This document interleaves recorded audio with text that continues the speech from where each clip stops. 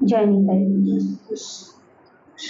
আসনে উপবিষ্ট সর্বপ্রথম আমার শ্রী গুরুদেব তার চরণে আমার দণ্ডবত প্রণতি জ্ঞাপন করি এবং আর যে সমস্ত বৈষ্ণব ভক্তবৃন্দ ভাগবতী কথা শ্রবণ করছেন তাদের সকলের চরণে আমার দণ্ডবত। আজ আমরা কার্তিক ব্রতের 1 মাস যাপনের শেষে কার্তিক ব্রত সমাপন অনুষ্ঠানে জয়নিতাই ব্রতী হয়েছি। আজকে আমরা একটু ভাগবতী কথা আস্বাদন করব এই ইচ্ছায়। ভগবান শ্রীকৃষ্ণ শাস্ত্রে তাকে বলা হচ্ছে তিনি পরম ঈশ্বর। ভাগবত শাস্ত্র বলছেন ঈশ্বর পরম কৃষ্ণ সচ্চিদানন্দ বিগ্রহ অনাদিরাদি গোবিন্দ সর্বকারণের কারণ। অর্থাৎ ভগবান শ্রীকৃষ্ণ হচ্ছেন পরম ঈশ্বর, তার উপরে কেউ নেই, তার সমান কেউ নেই, সকলে তার ছোট। তো সেই ভগবান শ্রীকৃষ্ণ তিনি সর্বকারণের কারণ, সমস্ত কারণেরও কারণ। আমরা রাতের আকাশে যে অসংখ্য নক্ষত্র আকাশের মধ্যে দেখতে পাই, সেই এক একটা নক্ষত্রকে এক একটা নক্ষত্রকে কেন্দ্র করে এক একটা ব্রহ্মাণ্ডের সৃষ্টি হয়েছে। সেই যে অনন্ত কোটি নক্ষত্রের অনন্ত কোটি ব্রহ্মাণ্ড, সেই সবের মালিক হচ্ছেন ভগবান শ্রীকৃষ্ণ এবং সমস্ত কারণের তিনি কারণ। এই যে ভগবান শ্রীকৃষ্ণ তিনি যখন সৃষ্টিলীলা প্রথম শুরু করলেন তখন তিনি আদিতে ছিলেন একা। সেই একা ভগবান শ্রীকৃষ্ণ তার অনন্ত শক্তি, সেই তার মধ্যে অন্তরঙ্গা, বহিরঙ্গা ও তটস্থা এই 3টি শক্তি প্রধান। অন্তরঙ্গা শক্তির দ্বারা তিনি তার ভগবত ধাম এবং তার নিজস্ব যে পরিকর সেই সব সৃষ্টি করেন এবং সেখানে তিনি তার নিজস্ব লীলা আস্বাদন করেন। আর বহিরঙ্গা শক্তির দ্বারে তিনি এই যে অনন্ত কোটি ব্রহ্মাণ্ড সৃষ্টি করেছেন, এখানে একটা মায়া জগৎ সৃষ্টি করেন।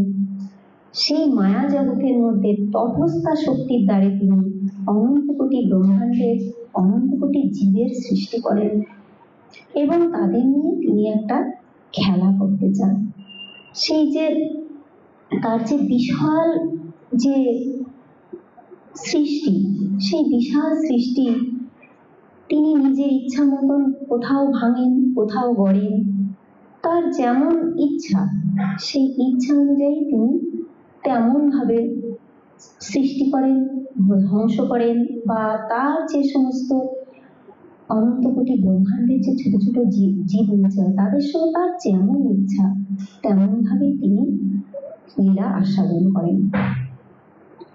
এখন ভগবান শ্রীকৃষ্ণ যখন সৃষ্টির আদিতে একা ছিলেন তখন তিনি মনে মনে ভাবছেন তিনি তো আনন্দ ঘন, প্রেম ঘন বিগ্রহ, তার আনন্দের এবং প্রেমের অভাব নেই।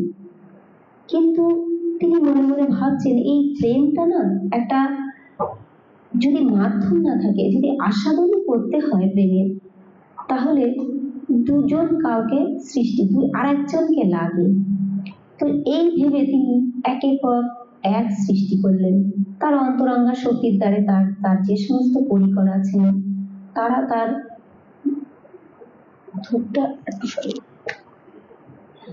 অন্তরঙ্গা শক্তির দ্বারা তারা যে সমস্ত যারা আছেন তারা তাকে সেবা করেন, তারা তার ভালোবাসেন এবং তার যে ভালোবাসার মাধ্যমে বিনিময় হয় তাদের মধ্যে সেটা তো আছেই, সেটা তো তার থাকলোই।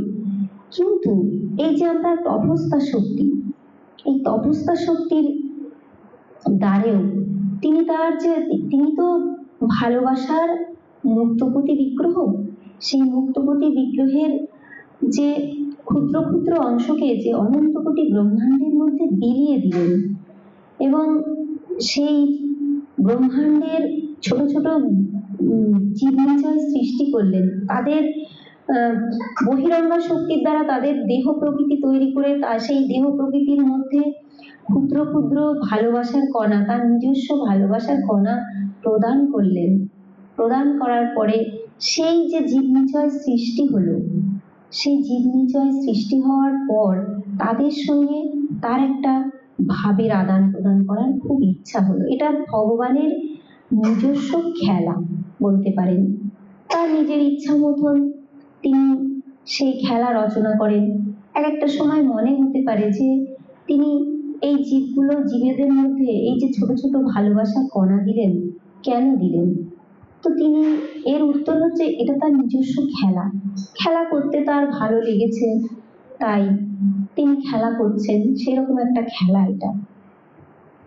আমরা কবির ভাষায় একটুখানি আস্বাদন করবো তার যে বিশাল জগৎ, অনন্ত কোটি ব্রহ্মাণ্ড, সেই ব্রহ্মাণ্ডের তিনি কিভাবে তার সৃষ্টি লীলাটাকে নিয়ে খেলা করছেন। খেলিছ এ বিশ্বলয়ে বিরাট শিশু আনমনে খেলিছ প্রলয় সৃষ্টি তব পুতুল খেলা নিরজনী প্রভু নিরজনী খেলিছ এ বিশ্বলয়ে বিরাট শিশু আনমনে খেলিছ শূন্যে মহা আকাশে তুমি মগ্ন লীলা বিলাসে শূন্যে মহা আকাশে তুমি মগ্ন লীলা বিলাসে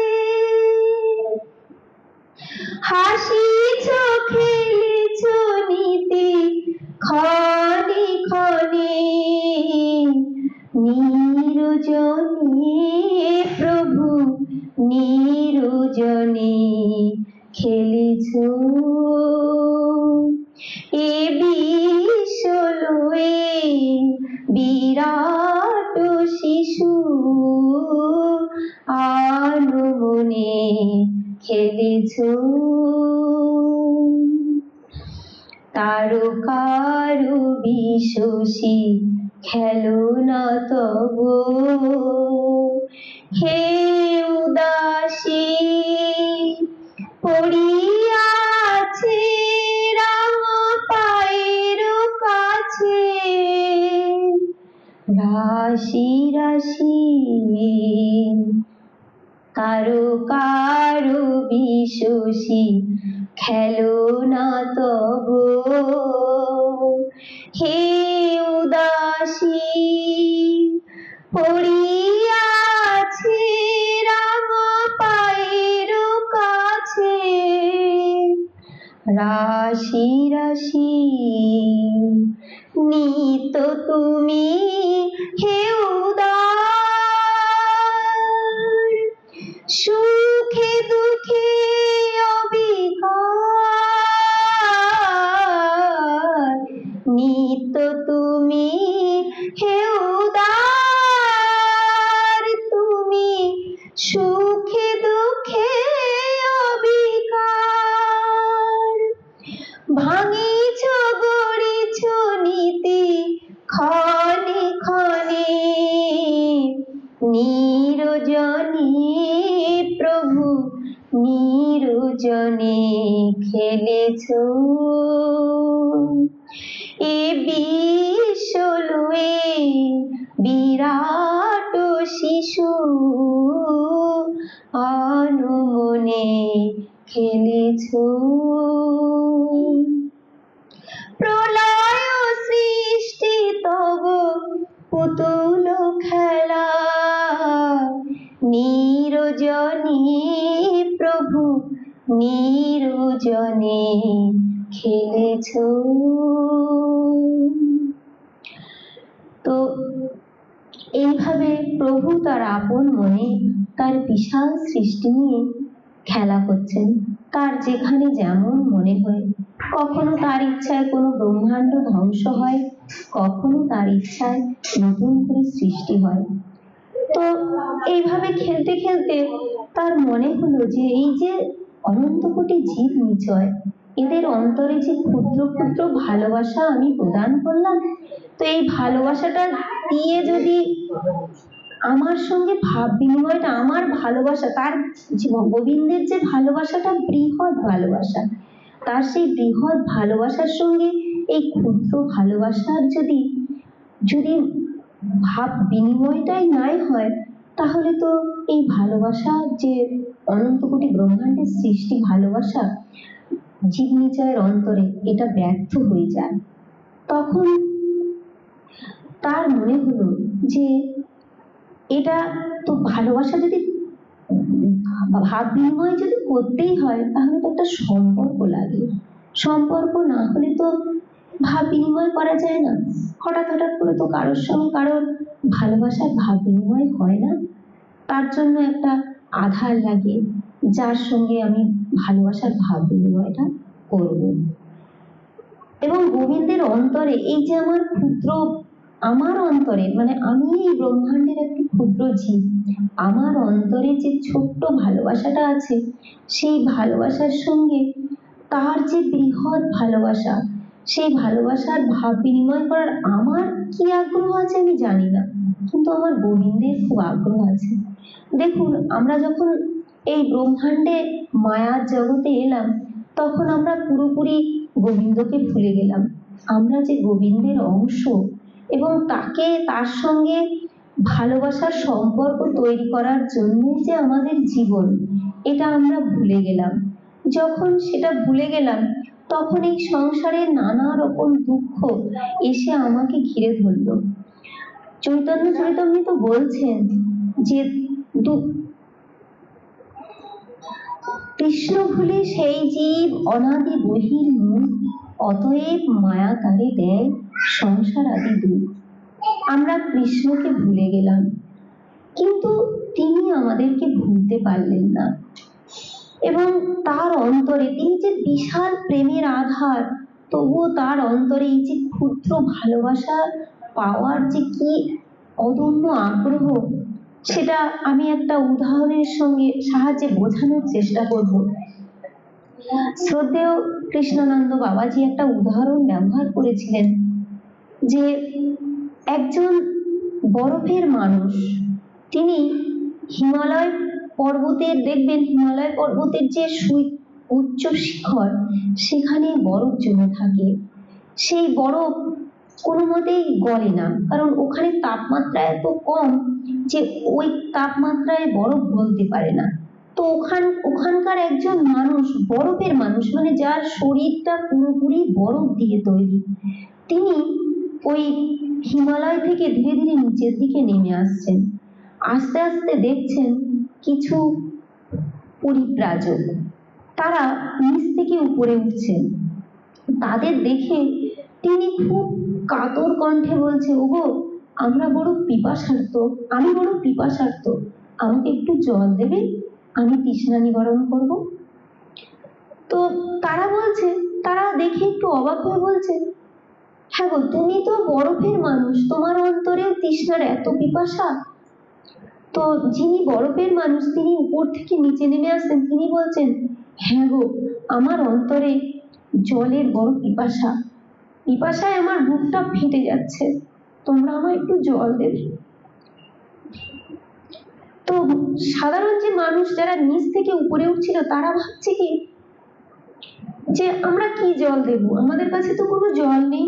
হ্যাঁ, এক হয়, তুমি তো বরফের মানুষ, তুমি যদি একটু করুণা করে তোমার ওই বরফ থেকে একটু ধার দাও, আমাদেরকে একটু ধার দিলে সেই বরফটা নিয়ে আমরা সেই বরফের তাপে উষ্ণতা দিয়ে যদি একটু জল তৈরি করতে পারি, সেই জলটা তোমাকে আমরা পান করাবো। তো গোবিন্দ হলেন আমার বরফের মানুষ, তার অন্তর্জোড়া প্রেম, তার অন্তরের পুরোটাই প্রেমের, তিনি পুরোটাই প্রেমে গড়া মানুষ, তার অন্তর্জোড়া প্রেম। অথচ আমার অন্তরে যে ক্ষুদ্র জীবের অন্তরে যে এক ফোঁটা প্রেম রয়েছে, সেই প্রেম আস্বাদন করার তার বড় আগ্রহ। তিনি সেই তার নিজ ধাম থেকে নিচের দিকে নেমে আসছেন হাত বাড়িয়ে, ওগো জীব, তোমরা আমায় একটু ভালোবাসো না? তোমরা তোমাদের অন্তরে যে ক্ষুদ্র জীব ভালোবাসাটুকু রয়েছে, সেই ভালোবাসা দিয়ে আমায় একটু ভরে দাও। তিনি তো ভালোবাসার মূর্ত প্রতীক, তার পুরোটাই ভালোবাসা। আমার এই ক্ষুদ্র ভালোবাসা তো তার লাগে না, কিন্তু আমার এই ক্ষুদ্র ভালোবাসা আস্বাদন করার তার বড় লোভ। তিনি চাইছেন আমি আমার এই ভালোবাসা, ক্ষুদ্রের ভালোবাসাটা দিয়ে তার মন প্রাণ ভরিয়ে দিই। কিন্তু দেখুন, আমরা জীব কেমন মায়ার জগতে ঘুরে থাকি, তার সেই ভালোবাসাটা অনুভব করার মতো ক্ষমতা বা ইচ্ছা কোনোটাই আমাদের নেই। আমরা এখানে সংসার, আমাদের সমস্ত সাজানো যে মায়ার সংসার, সেটা নিয়ে ব্যস্ত হয়ে আছি। আমরা তার কাতর ক্রন্দনটা শুনতে পাচ্ছি না। তিনি যে কেঁদে কেঁদে বলছেন যে তুমি যে মায়ার জগতে আছো, তোমাকে মায়ার জগতে আমি পাঠিয়েছিলাম, কিন্তু তোমাকে ওইখানে পাঠিয়ে আমার কোনো সুখ হচ্ছে না, যতক্ষণ তুমি তোমার পূর্ণতা না নিয়ে আমার কাছে ফিরে না আসছো। কেমন একটা উদাহরণ দিই, দেখুন কচ্ছপরা না নদীর চড়ায় ডিম পাড়ে, তো সেই নদীর চড়ায় ডিম পেড়ে ওই বালি দিয়ে তার ডিমগুলোকে ঢেকে দেয়, দিয়ে কোনো একটা নির্জন জায়গায় গিয়ে ধ্যান দিয়ে বসে থাকে। কতক্ষণে সেই ডিমগুলো ফুটে ফুটে বাচ্চা হবে, তারা সেই ডিমের খোলস থেকে বেরিয়ে আমার কাছে ছুটে আসবে। বিজ্ঞানসম্মতভাবে প্রমাণিত হয়েছে, ওই সময় যদি কোনো ধীবর ওই কচ্ছপকে ধরে এবং তাকে হত্যা করে, তার মানে তার যে ভাবনাটা, তার যে ডিমের প্রতি যে ভাবনাটা, সেই ভাইব্রেশনটা যদি ওই ডিমের কাছে না যায়, তবে কচ্ছপের সেই ডিমগুলো তখন নষ্ট হয়ে যায়। তো আমার গোবিন্দ ওই রকম ভাবে ধ্যান দিয়ে বসে আছেন, বসে বসে ভাবছেন যে আমি তো তোমাদেরকে মায়ার জগতে পাঠিয়েছিলাম। দেখুন, আমি শাস্ত্রের কথা বলছি না, এটা আমার নিজের কথা মনে হয়েছে যে এখানে এই সংসারে যে উনি পাঠান, উনি তো গুণের আধার, প্রচুর গুণ ওনার মধ্যে, যে গুণ যেগুলো আছে, সেই গুণের কিছুটা অংশ যদি, তার সমান কিছু অংশ যদি আমরা সংগ্রহ করতে না পারি, তবে তার সাথে প্রেম করা আমাদের হয় না। প্রেমটা তো সমানে সমানে হয়, তাই না? যদি তিনি গুণের আধার, তিনি সব দিক থেকে শ্রেষ্ঠ, আর আমি সব দিক থেকে নিকৃষ্ট একটা ছোট্ট জীব, তাই যদি হই, তাহলে তার সাথে প্রেম করে না হবে তার সুখ, না হবে আমার সুখ। কারণ ভাবুক না হলে তো তা ভাব করা যায় না। তো সেই রকম এই সংসারে থেকে এখানকার নানা অভিজ্ঞতার মধ্যে দিয়ে গীতাতে বলা আছে যে কি কি গুণ হলে আমার গোবিন্দের প্রিয় হওয়া যায়। তো সেই সব গুণগুলো না আমাদের এই সংসার থেকে সংগ্রহ করতে হয়, আর তার জন্যই প্রভু আমাদেরকে মায়ার জগতে প্রেরণ করেছেন। যেহেতু আমরা ক্ষুদ্র আর তিনি বৃহৎ, মায়াধীন আমরা, আর উনি হচ্ছেন মায়ার অধীন, মায়ার ধীশ, মানে মায়ার অধীন নন। তো সেই সমস্ত আমার মনে হয়েছে ক্ষুদ্র ভাবনাতে যে সেই সমস্ত গুণ অর্জন করার জন্যই তিনি আমাদেরকে এই মায়ার জগতে প্রেরণ করেছেন, কিন্তু এই মায়ার জগতে প্রেরণ করেও তার অন্তরে কোনো সুখ নেই। তিনি সারাক্ষণ যেন হাত বাড়িয়ে দুহাত বাড়িয়ে আমাদেরকে ডাকছেন। তার যে নিজ ভগবত ধাম, সেই ভগবত ধামটা না খুব সুন্দর। সেই ধামে তিনি ফিরে যাওয়ার জন্য আমাদেরকে বলছেন যে এইখানকার যে সমস্ত বিষয়গুলো আছে সেই বিষয় থেকে তুমি শুধুমাত্র শিক্ষাগুলো গ্রহণ করো, শুধুমাত্র তোমার চরিত্রের সৎ গুণগুলো অর্জন করো, তারপরে তুমি আমার কাছে ফিরে এসো। তুমি যতক্ষণ আমার কাছে ফিরে না আসছো ততক্ষণ আমার অন্তরে শান্তি নেই। আমরা একটু আস্বাদন করব যে তিনি কেমন ভাবে কাতর ভাবে তিনি আমাদেরকে ডাকছেন। ওই মহাসিন্ধুর পার থেকে কি সঙ্গীত ভেসে আসে, কে ডাকে কাতর প্রাণে মধুর তানে, আয় চলে আয়, ওরে আয় চলে আয় আমার কাছে মহা সিন্ধুর পার থেকে কি সঙ্গীত ভেসে আসে। বলে আয় রে ছুটে আয় রে তরা, হেথা নাই কো মৃত্যু নাই কো জরা। বলে আয় রে ছুটে আয় রে তরা, হেথা নাই কো মৃত্যু নাই কো জরা। হেথা বাতাস গীতি গন্ধে ভরা চির স্নিগ্ধ মধুমাসে, হেথা চির শ্যামল বসুন্ধরা, চির জ্যোৎস্না নীল আকাশে মহাসিন্ধুর পার থেকে কি সঙ্গীত ভেসে আসে, কে ডাকে কাতর প্রাণে মধুর তানে, আয় চলে আয়, ওরে আয় চলে আয় আমার পাশে মহা সিন্ধুর পার থেকে কি সঙ্গীত ভেসে আসে। কেন ভূতের বোঝা বহিস পিছে, ভূতের ব্যাগার খেটে মরিস মিছে। দেখো সুধা সিন্ধু উথলিছে পূর্ণ ইন্দু পরকাশে, ভূতের বোঝা ফেলে ঘরের ছেলে, আয় চলে আয় আমার পাশে মহাসিন্ধুর পার থেকে কি সঙ্গীত ভেসে আসে। কেন কারাগৃহে আছিস বন্ধ, ওরে ওরে মূঢ় ওরে অন্ধ। কেন কারাগৃহে আছিস বন্ধ,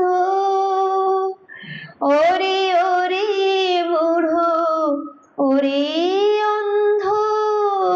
সেই সে পরমানন্দ যে আমারে ভালোবাসে, কেন ঘরের ছেলে পরের কাছে পড়ে আছিস পরবাসে মহা সিন্ধুর পার থেকে কি সঙ্গীত ভেসে আসে। কে ডাকে কাতর প্রাণে মধুর তানে, আয় চলে আয়, ওরে আয় চলে আয় আমার পাশে মহা সিন্ধুর পার থেকে কি সঙ্গী ভেসে আসে। তো এই পদের মধ্য দিয়ে কবি একটু বোঝানোর চেষ্টা করেছেন যে আমাদের সেই পরম পিতা ভগবান শ্রীকৃষ্ণ কি কাতর প্রাণে সেই তার ভগবত ধামের ওপার থেকে আমাদেরকে আহ্বান করছেন। শুধু তাই নয়, তার যে ভগবত ধামটা যে কত সুন্দর, তিনি বলছেন যে তোরা যে এখানটায় এত কষ্ট পাস সংসারের যাবতীয় জ্বালায় ত্রিতাপ জ্বালায়, সেই জ্বালায় কষ্ট না পেয়ে তোরা আমার কাছে চলে আয়। যদি সত্যি আমরা তার কাছে যেতে চাই, যেতে পারি, তবে তিনি খুব খুশি হবেন। কিন্তু তার আগে না আমাদের কয়েকটা গুণ একটু সংগ্রহ করতে হবে যেগুলো তার প্রিয়। যদি তাই না হয় তবে তার ধামে গিয়েও তার যে মহিমা তা আমরা বুঝতে পারবো না। যদি দেখুন অন্তরে আমার ভালোবাসা নাই থাকে, তাহলে আমি কোনো কিছুর মধ্যেই না রস খুঁজে পাবো না। যদি অন্তরটা ভালোবাসায় পরিপূর্ণ হয় তবেই আমরা ভালোবাসাটাকে অনুভব করতে পারবো।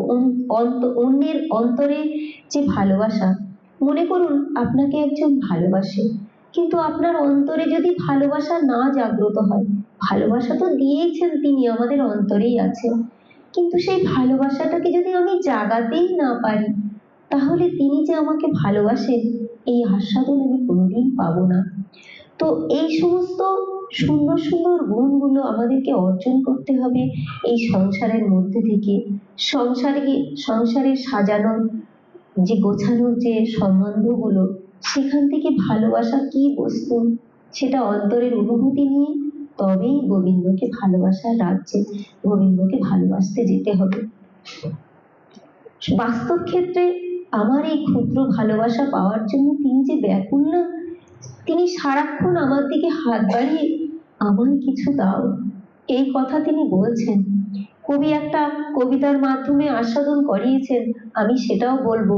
সেই জায়গাটা তিনি যে কত সুন্দর করে আস্বাদন করিয়েছেন, তিনি কেমন করে তার সম্পূর্ণ ভালোবাসা পূর্ণ যে তিনি যে ভগবান, তবুও তিনি আমার এই ক্ষুদ্র ভালোবাসার কাছে কেমন করে ঝুলি নিয়ে দাঁড়িয়েছেন, তার একটা পরিষ্কার চিত্র কবি রবীন্দ্রনাথ ঠাকুর দিয়েছেন একটা কবিতাতে। সেই কবিতাটা একটু আস্বাদন করানোর ইচ্ছা।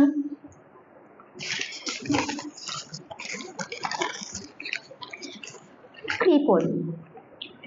আমি ভিক্ষা করে ফিরিতেছিলাম গ্রামের পথে পথে, তুমি তখন চলেছিলে তোমার স্বর্ণ রথে। অপূর্ব এক স্বপ্ন সম লাগতেছিল চক্ষে মম, কি বিচিত্র শোভা তোমার, কি বিচিত্র সাজ। আমি মনে ভাবতেছিলাম এ কোন মহারাজ, আজি শুভক্ষণে রাত পোহালো। ভেবেছিলাম তবে আজ আমারে দাঁড়ে দাঁড়ে ফিরতে নাহি হবে, বাহির হতে নাহি হতে কাহার দেখা পেলাম পথে। চলিতে রথ ধনধান্যে ছড়াবে তুমি ধারে, মুঠা মুঠা কুড়িয়ে নেব ভারে ভারে। দেখি সহসা রথ থেমে গেল আমার কাছে এসে, আমার মুখের পানে চেয়ে নামলে তুমি হেসে। দেখে মুখের প্রসন্নতা জুড়িয়ে গেল সকল ব্যথা, হেনকালে কিসের লাগি তুমি অকস্মাৎ, আমায় কিছু দাও গো বলে বাড়িয়ে দিলে হাত। মরি, এ কি কথা রাজাধিরাজ, আমায় দাও গো কিছু। শুনে ক্ষণকালের তরে রহিল মাথা নিচু। তোমার কি বা অভাব আছে ভিখারি ভিক্ষুকের কাছে, এ কেবল কৌতুকের বশে আমায় প্রবঞ্চনা। ঝুলি হতে দিলেন তুলে একটি ছোট্ট কণা। যবে পাত্রখানি ঘরে এনে উজাড় করি, এ কি ভিক্ষা মাঝে ছোট্ট একটি সোনার কণা দেখি। দিলেম যা রাজ ভিখারিরে, স্বর্ণ হয়ে এলো ফিরে। তখন কাঁদি চোখের জলে দুটি নয়ন ভরে, তোমায় কেন দিইনি আমার আমি সকল শূন্য করে। কবির যে চরম আস্বাদন, সেই আস্বাদনটা এইরকম যে যিনি রাজাধিরাজ, যিনি অনন্ত কোটি ব্রহ্মাণ্ডের মালিক, তিনি ওই আমার ক্ষুদ্র ভালোবাসার দ্বারা তিনি হাত পেতেছেন কিসের জন্য? তার তো কোনো কিছুর অভাব নেই। এই যে বলা হচ্ছে, ওরি একই কথা রাজাধিরাজ আমায় দাও গো কিছু, তার তো কিছুর অভাব নেই, তার কোনো সম্পদের অভাব নেই, তিনি সবকিছুতেই পূর্ণ। তবে আমার কাছে তিনি হাত বাড়িয়ে কি চাইছেন? চাইছেন আমার অন্তরের যে প্রেম, সেই প্রেম তিনি চাইছেন। দেখুন, আমরা সকাল সন্ধ্যায় ঠাকুরকে ভোগ লাগাই। আমি আমার নিজের কথা বলছি, অন্য কাউকে বলছি না। আমরা সবাই কত কৃপণ, ঠাকুরকে দেওয়ার সময় ছোট ছোট থালায় একটুখানি ওই মিষ্টি ফল এসব দিই। ফল দেওয়ার সময় হয়তো অল্প একটুখানি কেটে নিলাম, কালকের জন্য রেখে দিলাম। ঠাকুরকে দেওয়ার সময় কত ছোট, ঠাকুরের খাওয়া হলো কি হলো না, ভাবছি তোমায় আমি খুব সুখ দিচ্ছি, কিন্তু তার যে কিসের সুখ হয় এ কখনো আমরা অন্তরে ভাবিনি, বোঝার চেষ্টাও করিনি। তিনি কিন্তু ওই রকম ভাবে ঠিক আমারই সামনে, এরকম অনন্ত কোটি প্রতি ব্রহ্মাণ্ডের প্রতি জীবের সামনে তার সেই হাত দুটি বাড়িয়ে বলছে যে আমি তোমাদের কাছে কোনো সম্পদ ভিক্ষা করি না, ওগো আমার কোনো সম্পদের অভাব নাই, আমি শুধু তোমাদের যে অন্তরের ক্ষুদ্র ভালোবাসা, সেই ভালোবাসা ভিক্ষা করছি। তুমি আমার সেই সম্পদ নিয়ে ধনী হয়েছো, আমার সেই সম্পদ নিয়ে আমার কাছে বুকে ফিরে এসো। তো আমরা ওই দিক থেকে তো কৃপণ। আবার দেখুন, আমরা ভালোবাসি, এই সংসারে স্বামী সন্তান বাবা মা যত যত সম্পর্ক আছে তাদের জন্য আমাদের ভালোবাসাটা উজাড় করে দিই, কিন্তু আমার গোবিন্দ যার ভালোবাসা নিয়ে আমি সত্তাবান হয়েছি, সেই গোবিন্দকে আমরা কতটুকু দিচ্ছি? ওই ঝুলিকণা ভালোবাসার, আমাদের যে ছোট্ট ঝুলিকণা, আমরা তো ভিখারি, গোবিন্দ রাজাধিরাজ, তো আমাদের যে আমরা যে ভিখারি, আমাদের ছোট্ট যে ঝুলি ভালোবাসার ঝুলি, তার থেকে সামান্য একটা কণা ভালোবাসা আমরা গোবিন্দকে প্রদান করছি। সেই জন্য আমাদের কাছে আমাদের সারা জীবনের শেষে যেটা ফিরে আসছে, সেটা গোবিন্দের সেই ভালোবাসাটা ফিরে আসছে ওইরকম একটা ক্ষুদ্র কণার মতো। যদি আমরা আমাদের সমস্ত অন্তরের ভালোবাসাটা তার, আমাদের যেটুকু আছে, আমরা তো ভিখারি, আমাদের যেটুকু আছে পুরোটাই যদি গোবিন্দ চরণে ধরে দিতে পারতাম, তাহলে আমাদের তিনি পুরোটাই নিজেকে আমাদের কাছে ধরে দিতেন। আমি নিজের কথা বলতে সত্যি লজ্জা করে, আমি নিজে দেখেছি, আমি তো আমার গোবিন্দকে ভালোবাসতে পারিনি, কিন্তু আমি দেখেছি আমি যেটুকু ভালোবেসেছি তার সহস্র গুণ তিনি ফিরিয়ে দিয়েছেন। কেমন ভাবে? আমার স্বামীর মধ্য দিয়ে, আমার সন্তানের মধ্য দিয়ে, আমার বন্ধুর মধ্য দিয়ে, আমার শিষ্যদের মধ্য দিয়ে, সকলের মধ্যে দিয়ে তারা কি ভাবে, আমি তাকে কতটুকু সেবা করি আমার এই হাত দুটো দিয়ে, তিনি কত ভাবে আমাকে সেবা করেন। এক এক সময় ভাবি, প্রভু তোমায় তো এই জীবনে ভালোবাসতে পারলাম না, কি দিয়ে ভালোবাসবো তোমায়, আমার তো কিছু নেই। তাই মাঝে মাঝে ভাবি তোমার একটু হরিনাম শোনাবো, এই গলার কণ্ঠস্বর সে তো তোমার দান প্রভু, তোমার একটু হরিনাম শোনাবো, তোমায় তো আর কিছু দিতে পারি না, আমার দেওয়ার মতো কিছু নেই, তুমি আমায় এত রূপে ভালোবেসেছো, এত রূপে আমায় সেবা করছো, আমি তোমায় কি দেবো প্রভু?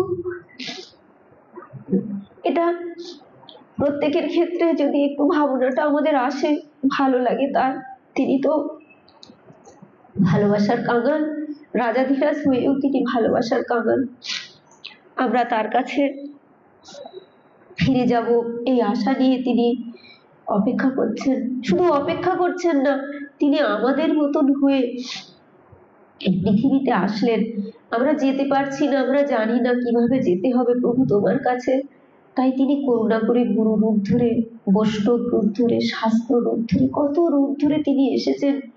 এসে আমাদের শিক্ষা দিচ্ছেন, তোমরা এইভাবে চলো, এইভাবে আসলে তোমরা আমার কাছে ঠিক পৌঁছে যাবে। শুধু তাই নয়, তিনি স্বয়ং স্বয়ং এলেন কলিযুগে। আমার গৌরহরি স্বয়ং ভগবান, তিনি কলিযুগে এসে নিজে নিজের জীবনে আচরণ করে কেমন করে কৃষ্ণ ভজন করতে হবে, কেমন করে আমার গোবিন্দকে ভালোবাসতে হবে, নিজে নিজে শিক্ষা দিয়ে গেলেন। দেখুন ভগবানের কতটা করুণা। এ যদি আমরা একদিন ভাবি তো আমরা স্থির থাকতে পারবো না। সত্যি গৌরহরি যখন নদিয়া এলেন, তার মতো পণ্ডিত তিনি সব দিক থেকে পূর্ণ। তিনি তখন ভারতবর্ষের শ্রেষ্ঠ পণ্ডিত। সেই রকম সুন্দর তার চেহারা, সেই রকম তার পোশাক, সেই রকম তার ঘরে সুন্দরী স্ত্রী, সবটাই সুন্দর। তার মা তাকে ভালোবাসেন, তার ভক্তবৃন্দের তিনি চোখের মণি। তিনি সেই সময় কেঁদে কেঁদে সমস্ত জীবকে ডাকছেন, ওগো জীব, তোমাদের ভালো গোবিন্দের প্রতি ভালোবাসা তো আসবে না, তোমরা কৃষ্ণ নাম করো। কৃষ্ণ নাম করতে করতে তোমাদের হৃদয় যখন শুদ্ধ হবে, তখন দেখো আপনি তোমাদের অন্তরে প্রেম জাগবে। দেখুন আমরা কত হতভাগ্য জীব, আমরা সেই প্রেম নিলাম না। তখন সেই ভালোবাসা, সেই ভালোবাসার যে কৃষ্ণ নাম, তা আমরা গ্রহণ করলাম না। এ দেখে আমার গৌরহরি স্বয়ং ভগবান স্থির থাকতে পারলেন না। তার কতটা করুণা। তখন তিনি ভাবছেন যে আমি যদি এইভাবে থাকি, এই সংসারের এক শ্রেণীর জীব আমাকে নিল বটে, কিন্তু আর এক শ্রেণীর জীব যারা গ্রহণ করলো না আমাকে, যারা কৃষ্ণপ্রেম, যারা হরিনাম গ্রহণ করলো না, যারা কৃষ্ণ প্রেম থেকে বঞ্চিত হলো, তারা তো বঞ্চিতই হলো, তারা তো আমার কাছে আর ফিরে আসতে পারবে না। তাই প্রভু 24 বছর বয়সে, সেই নবীন বয়সে তিনি সন্ন্যাস নিলেন। সন্ন্যাসের কত কঠোরতা তা তো আমরা হয়তো এখন জানি না, কারণ এখন সবাই সন্ন্যাসী হয় না। তো সন্ন্যাসের যে কঠোরতা, যখন তিনি সন্ন্যাস নিতে গেলেন, তখন সেইখানকার কাটোয়াবাসীরা, কাটোয়ায় গেছিলেন সন্ন্যাস কেশব ভারতীর কাছে সন্ন্যাস নিতে, কাটোয়াবাসীরা বারবার কেঁদেই আকুল, প্রভু তার তো অমানুষিক রূপ, তুমি এইরকম রূপের তোমার সম্ভার, তোমার শরীরটা এত কোমল, যে সন্ন্যাসের কষ্ট, তোমার এত অল্প বয়স, তাতে তোমার বৃদ্ধা 76 বছরের মা, তোমার ঘরে 14 বছরের স্ত্রী, তুমি এসবকে ছেড়ে সন্ন্যাসী কেন হবে? সন্ন্যাসী হলে সন্ন্যাসীর যে কত কষ্ট প্রভু, সেখানে মাটিতে শুতে হয়, খালি পায়ে হাঁটতে হয়, কোনো শীতের পোশাক নেওয়া যায় না, সেখানে খাওয়া চেয়ে খেতে হয়, শুধু ভাত খেতে হয়, তার সঙ্গে তেমন কিছু ব্যঞ্জনাদি নেওয়া যায় না, তেল মাখা যায় না, মাথা মুন্ডন করতে হয়। তো এই সমস্ত সন্ন্যাসের কঠোর নীতি তুমি পালন করতে পারবেন না। কিন্তু আমার গৌরহরির এসব কথা কানে ঢুকলো না। তার নিজের যে সুখ, সত্যি তো নবদ্বীপ ছেড়ে যাওয়ার পরে তার বহু কষ্ট হয়েছে। তার জীবনী আমরা যারা একটু একটু জানি, আমরা জানি যে প্রভু কত কষ্ট পেয়েছেন। সারা ভারতবর্ষ প্রায় হেঁটে হেঁটে ভ্রমণ করে তিনি কৃষ্ণ নাম বিতরণ করেছিলেন। তো সেই সময় তার যে কত কষ্ট হয়েছে, সেই কষ্টটা তিনি কেন নিলেন? তার তো নেওয়ার দরকার ছিল না। তার ভক্তদের চোখের মণি ছিল, ভক্তরা, তিনি হেঁটে গেলে ভক্তদের বুকে বাজতো। এই কষ্টটা ভক্তদের চোখের সামনে থেকে চলে গিয়ে মাকে দুঃখ দিয়ে, শুধু তার তিনি নিজে না, তার যে আপন যারা, তার ভক্তগণ, তার স্ত্রী, তার মা, সবাইকে কাঁদালেন এবং তাদের সবার জনে জনে তাদের কাছে প্রার্থনা করছেন যে তোমরাও কাঁদো, না কাঁদলে আমার এই ব্রহ্মাণ্ডের জীবগণ উদ্ধার হবে না। তারা কৃষ্ণ নাম নিল না।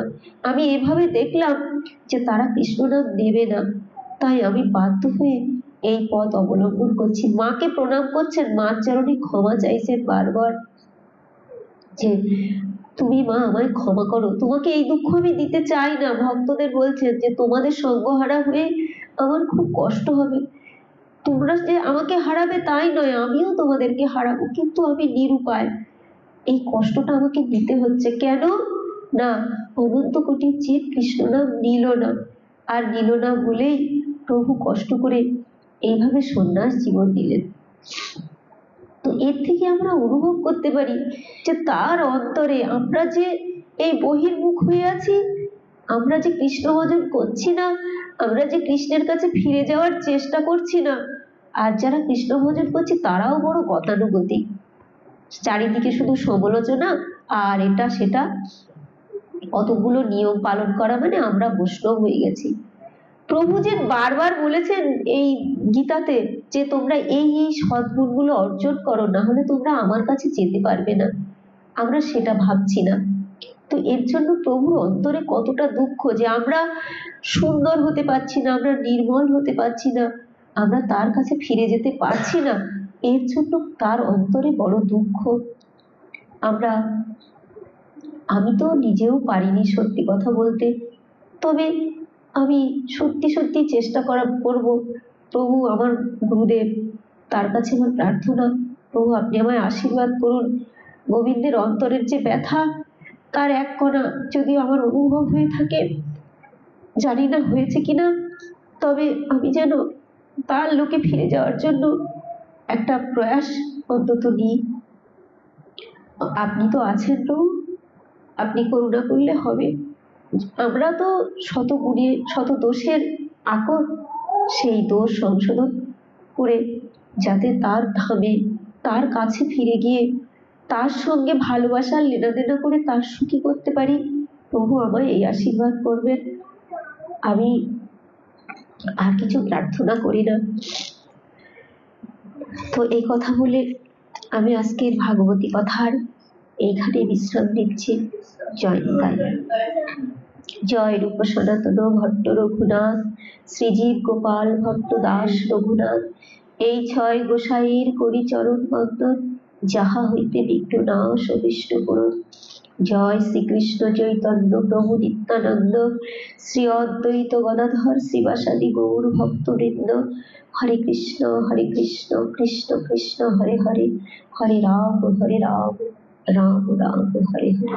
জয় গুরুদেব।